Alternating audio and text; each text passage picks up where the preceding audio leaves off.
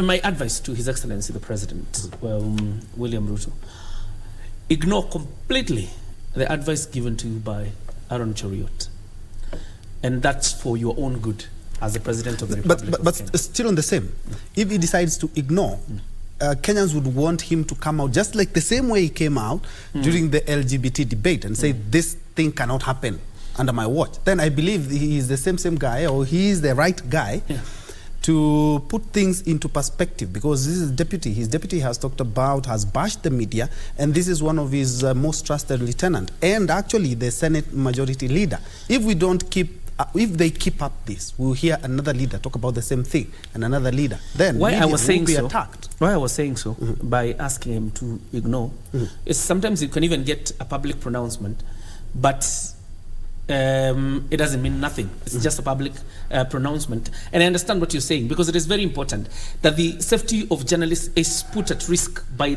some of this reckless talk that comes from leaders who are speaking in public platforms. It is very important that the safety and independence of the media industry is protected by the actors, both in politics and even at the policy level.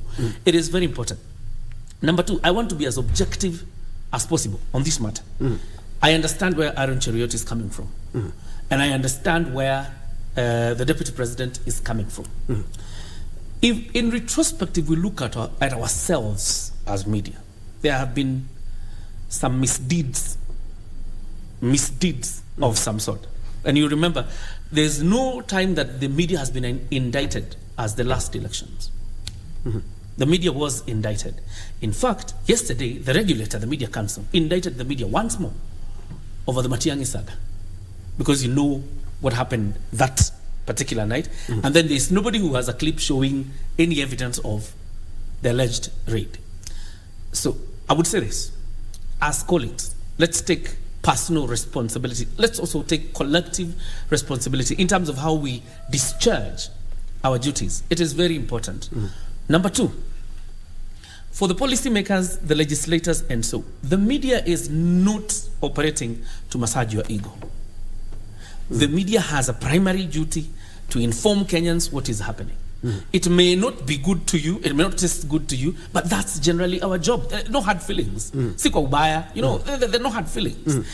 And we have to relate in that form to understand that for me, you know, for the voter in Kericho to understand what Aaron Cheruiyot is doing in the Senate, it takes the media for the voter in Kericho to know that. And what Senator Cheruiyot is doing, whether good or bad in the Senate, it will be reported by us. And there are no hard feelings.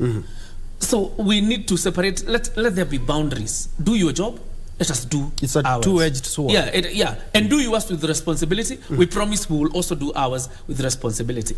But also, Ben Troy, I repeat again, the media also needs to call itself to order.